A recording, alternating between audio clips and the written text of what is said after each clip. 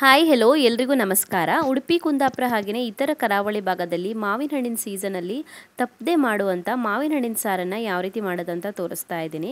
ಮಾವಿನ ಹಣ್ಣು ಎಷ್ಟೇ ಹುಳಿ ಇದ್ದರೂ ಕೂಡ ಈ ರೀತಿ ಸಾರು ಮಾಡಿದಾಗ ತುಂಬಾ ಟೇಸ್ಟಿಯಾಗಿ ಬರುತ್ತೆ, ತುಂಬಾ ರುಚಿಯಾಗಿ ಬರುತ್ತೆ, ಸಿಹಿ ಸಿಹಿಯಾಗಿ ಬರುತ್ತೆ. ಬನ್ನಿ ಹಾಗಿದ್ರೆ ಯಾವ ರೀತಿ ಮಾಡೋದಂತ ನೋಡೋಣ. ನಾನಿಲ್ಲಿ 6 ಚಿಕ್ಕ ಸೈಜ್ನ ಮಾವಿನ ಹಣ್ಣುಗಳನ್ನು ತೊಗೊಂಡಿದ್ದೀನಿ. ಹುಳಿ ಇರುವಂಥ ಮಾವಿನ ಹಣ್ಣಾದ್ರೂ ಪರವಾಗಿಲ್ಲ ಅಥವಾ ಸಿಹಿ ಮಾವಿನ ಹಣ್ಣಾದ್ರೂ ಪರವಾಗಿಲ್ಲ.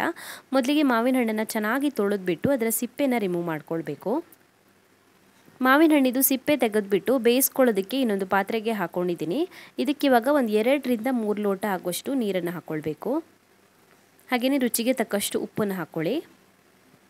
1/4 ಕಪ್ ಆಗುವಷ್ಟು ಬೆಲ್ಲ ಹಾಕ್ಕೊಳ್ತಾ ಇದ್ದೀನಿ. ಹುಳಿ ಮಾವಿನ ಹಣ್ಣು ಆದರೆ ಇನ್ನೂ ಸ್ವಲ್ಪ ಜಾಸ್ತಿ ಬೆಲ್ಲ ಹಾಕ್ಕೊಳ್ಳಿ. ಇವಾಗ ಇದನ್ನು ಮುಚ್ಚಿಬಿಟ್ಟು ಚೆನ್ನಾಗಿ ಕುದಿಸ್ಕೊಳ್ಬೇಕು. ಒಂದು 5 ನಿಮಿಷ ಆದ್ರೂ ಕುದಿಸ್ಕೊಳ್ಬೇಕಾಗತ್ತೆ. ಇದು ಕುದಿಯುವಷ್ಟರಲ್ಲಿ ನಾವು ಮಸಾಲೆ ರೆಡಿ ಮಾಡ್ಕೊಳ್ಳೋಣ. ಒಂದು ಬಾಣಲಿನ ಕಾಯಿಸಿ ಅದಕ್ಕೆ 5 ರಿಂದ 6 ಬ್ಯಾಡಗಿ ಮೆಣಸಿನಕಾಯಿಗಳನ್ನು ಸೇರಿಸ್ಕೊಳ್ಳಿ. ಎಣ್ಣೆ ಹಾಕೋದು ಬೇಡ, ಡ್ರೈ ರೋಸ್ಟ್ ಮಾಡ್ಕೊಳ್ಬೇಕು.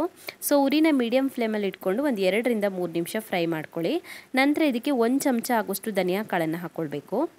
1/4 ಚಮಚ ಆಗುವಷ್ಟು ಜೀರಿಗೆ, 1/4 ಚಮಚ ಆಗುವಷ್ಟು ಕಾಳುಮೆಣಸು, 1/4 ಚಮಚ ಆಗುವಷ್ಟು ಉದ್ದಿನಬೇಳೆ, ಹಾಗೆಯೇ ಅರ್ಧ ಚಮಚ ಆಗುವಷ್ಟು ಸಾಸಿವೆನ ಹಾಕ್ಕೊಳ್ಬೇಕು. ಇವಾಗ ಮೆಣಸಿನಕಾಯಿನೂ ಸೇರಿಸ್ಬಿಟ್ಟು ಮತ್ತೆ ಒಂದು 2 ರಿಂದ 3 ನಿಮಿಷದವರೆಗೂ ಫ್ರೈ ಮಾಡ್ಕೊಳ್ಬೇಕು. ಮೀಡಿಯಂ ಫ್ಲೇಮಲ್ಲಿ ಫ್ರೈ ಮಾಡ್ಕೊಳ್ಳಿ. ಸೊ ಫ್ರೈ ಮಾಡ್ಕೊಂಡಿರುವಂಥ ಮಸಾಲೆ ಐಟಮ್ಸ್ ತಣ್ಣದಾದ ನಂತರ ಇದನ್ನು ರುಬ್ಕೊಳ್ಬೇಕು. ಮಿಕ್ಸಿ ಜಾರಿಗೆ ಸೇರಿಸ್ಕೊಳ್ತಾ ಇದ್ದೀನಿ ರುಬ್ಕೊಳ್ಳೋದಕ್ಕೆ. ಇದಕ್ಕೊಂದು ಅರ್ಧ ತೆಂಗಿನಕಾಯಿನ ತುರಿದು ಹಾಕ್ಕೊಳ್ತಾ ಇದ್ದೀನಿ. 1 ಕಪ್ ಆಗುವಷ್ಟು ಇರ್ಬೋದು. 1/4 ಚಮಚ ಆಗುವಷ್ಟು ಅರಿಶಿನ ಪುಡಿ ಹಾಕ್ಕೊಳ್ಬೇಕು. ಹಾಗೆಯೇ ಒಂದು ಅರ್ಧ ಲೋಟ ನೀರನ್ನು ಹಾಕಿ ನೈಸಾಗಿ ರುಬ್ಕೊಳ್ಬೇಕು. ಮಸಾಲೆ ರುಬ್ಬಿ ಆದ ನಂತರ ನಾವು ಬೇಯೋಕ್ಕಿಟ್ಟಿರುವಂಥ ಮಾವಿನ ಹಣ್ಣಿಗೆ ಮಸಾಲೆನ ಸೇರಿಸ್ಕೊಳ್ಳೋಣ. ಮಾವಿನ ಹಣ್ಣನ್ನು ಒಂದು 5 ನಿಮಿಷ ಬೇಯಿಸ್ಕೊಂಡಿದ್ದೀನಿ. ಇವಾಗ ಇದಕ್ಕೆ ಮಸಾಲೆ ಸೇರಿಸ್ಕೊಳ್ಳೋಣ. ನೀರು ಬೇಕಿದ್ದರೆ ಸೇರಿಸ್ಕೊಳ್ಬೋದು, ನೋಡಿಬಿಟ್ಟು ಹಾಕ್ಕೊಳ್ಳಿ. ನಾವು ಆಲ್ರೆಡಿ 3 ಲೋಟ ನೀರು ಹಾಕ್ಕೊಂಡಿದ್ದೀವಿ ಮಾವಿನ ಹಣ್ಣು ಬೇಯಿಸೋದಕ್ಕೆ. ಸೊ ಬೇಕಿದ್ದರೆ ಮಾತ್ರ ಎಕ್ಸ್ಟ್ರಾ ನೀರನ್ನು ಹಾಕ್ಕೊಳ್ಳಿ. ಅದರಲ್ಲಿರುವಂಥ ನೀರೇ ಸಾಕಾಗತ್ತೆ.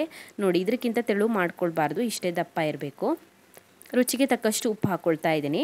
ಚೆನ್ನಾಗಿ ಮಿಕ್ಸ್ ಮಾಡಿ 10 ನಿಮಿಷದವರೆಗೂ ಕುದಿಸ್ಕೊಳ್ಬೇಕು ಇದನ್ನು. ಇವಾಗ ಮಸಾಲೆ ಕುದ್ದಾದ ನಂತರ ಒಗ್ಗರಣೆ ಪಾತ್ರೆನ ಕಾಯಿಸ್ಬಿಟ್ಟು ಅದಕ್ಕೊಂದು 2 ಚಮಚ ಆಗುವಷ್ಟು ಎಣ್ಣೆ ಹಾಕ್ಕೊಂಡಿದ್ದೀನಿ. ಎಣ್ಣೆ ಕಾದ ನಂತರ ಅದಕ್ಕೊಂದು ಸ್ವಲ್ಪ ಸಾಸಿವೆ ಸೇರಿಸ್ಕೊಳ್ಬೇಕು. ಒಂದು ಸ್ವಲ್ಪ ಕರಿಬೇವಿನ ಎಲೆಗಳನ್ನು ಹಾಕ್ಕೊಳ್ಳಿ. 1/4 ಚಮಚ ಆಗುವಷ್ಟು ಉದ್ದಿನಬೇಳೆನ ಹಾಕ್ಕೊಳ್ಳಿ. ಒಂದು 2 ರಿಂದ 3 ಚಿಟಿಕೆ ಆಗುವಷ್ಟು ಇಂಗು ಮತ್ತು 3 ರಿಂದ 4 ಪೀಸ್ ಆಗುವಷ್ಟು ಒಣ ಮೆಣಸಿನಕಾಯಿನ ಸೇರಿಸ್ಬಿಟ್ಟು ಚೆನ್ನಾಗಿ ಫ್ರೈ ಮಾಡ್ಕೊಳ್ಬೇಕು. ಒಗ್ಗರಣೆ ಚೆನ್ನಾಗಿ ಫ್ರೈ ಆದ ನಂತರ ನಾವು ಕುದಿಯೋದಕ್ಕಿಟ್ಟಿರುವಂಥ ಮಾವಿನ ಹಣ್ಣಿನ ಸಾರಿಗೆ ಒಗ್ಗರಣೆನ ಹಾಕ್ಕೊಳ್ಬೇಕು. 10 ನಿಮಿಷ ಆಲ್ರೆಡಿ ಕುದಿಸ್ಕೊಂಡಿದ್ದೀನಿ. ಇದು ಚೆನ್ನಾಗಿ ಕುದಿಸಿ ಆಗಿದೆ. ಇದು ಇವಾಗ ಇದಕ್ಕೆ ಒಗ್ಗರಣೆನ ಸೇರಿಸ್ಕೊಳ್ಳೋಣ. ಚೆನ್ನಾಗಿ ಮಿಕ್ಸ್ ಮಾಡ್ಕೊಳ್ಳಿ. ಒಗ್ಗರಣೆನ ಸೇರಿಸ್ಬಿಟ್ಟು ಒಗ್ಗರಣೆ ಸೇರಿಸಿ ಆದ ನಂತರ ಮತ್ತೆ ಕುಕ್ ಮಾಡ್ಕೊಳ್ಳೋ ಅವಶ್ಯಕತೆ ಇಲ್ಲ, ಸ್ಟವ್ ಆಫ್ ಮಾಡ್ಕೊಳ್ಬೋದು. ಕರಾವಳಿ ಸ್ಪೆಷಲ್ ಮಾವಿನ ಹಣ್ಣಿನ ಸಾರು ರೆಡಿಯಾಗಿದೆ. ತುಂಬಾ ಟೇಸ್ಟಿಯಾಗಿರುತ್ತೆ. ಮಾವಿನ ಹಣ್ಣು ಎಷ್ಟೇ ಹುಳಿ ಇದ್ದರೂ ಕೂಡ ಈ ರೀತಿ ಸಾರು ಮಾಡಿದಾಗ ಸಿಹಿ ಸಿಹಿಯಾಗಿ ತುಂಬಾ ಟೇಸ್ಟಿಯಾಗಿ ಬರುತ್ತೆ. ಸೊ ನಿಮಗೆ ಈ ರೆಸಿಪಿ ಇಷ್ಟ ಆಗಿದ್ದರೆ ವಿಡಿಯೋಗೊಂದು ಲೈಕ್ ಕೊಡಿ, ಹಾಗೆಯೇ ಕಮೆಂಟಲ್ಲಿ ತಿಳಿಸಿ ಹೇಗಿದೆ ಅಂತ.